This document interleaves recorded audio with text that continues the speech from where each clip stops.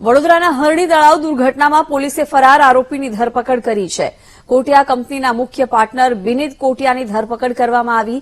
છેલ્લા 5 દિવસથી ગુજરાત બહાર જુદા જુદા રાજ્યોમાં તે નાસ્તો ફરતો હતો.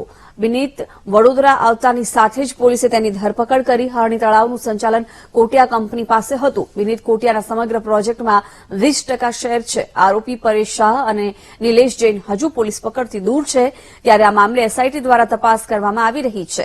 હાલ ઘટના સ્થળે એફએસએલની તપાસ ચાલુ છે. દુર્ઘટના બની છે એમાં જે પ્રોજેક્ટ જેના નામે શરૂ થયેલો છે કોટિયા પ્રોજેક્ટ્સ, એમાં જે બિનિત હિતેશભાઈ કોટિયા છે એને આજે પોલીસે અટક કરેલો છે. એ પોલીસ અલગ અલગ જગ્યાએ એની તપાસ કરી રહી હતી અને એ ઘોંસ વધતા એ પરત અહીંયા વડોદરા આવી ગયા હતા અને વડોદરા એ પોલીસને જાણ થતા તાત્કાલિક ત્યાં અમે લોકોએ એને અટક કરેલો છે. એની જે દુકાન છે એ જગ્યાએથી અટક કરવામાં આવેલા છે.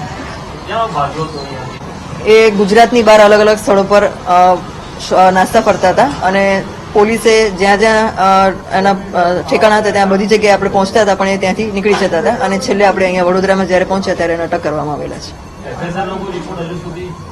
એફએસએલની તપાસ હજી ચાલુ છે. આજે પણ એફએસએલની ટીમે વિઝિટ કરેલી છે. એમને સાથે રાખી અને જે બોટ પાસેથી આ કંપની પાસેથી બોટ ખરીદવામાં આવેલી હતી એમને પણ આજે બોલવામાં આવેલા હતા અને એમને સાથે રાખીને એફએસએલે આજે બોટનું નિરીક્ષણ કરેલું છે અને એફએસએલ રિપોર્ટ ટૂંક સમયમાં આવી જશે.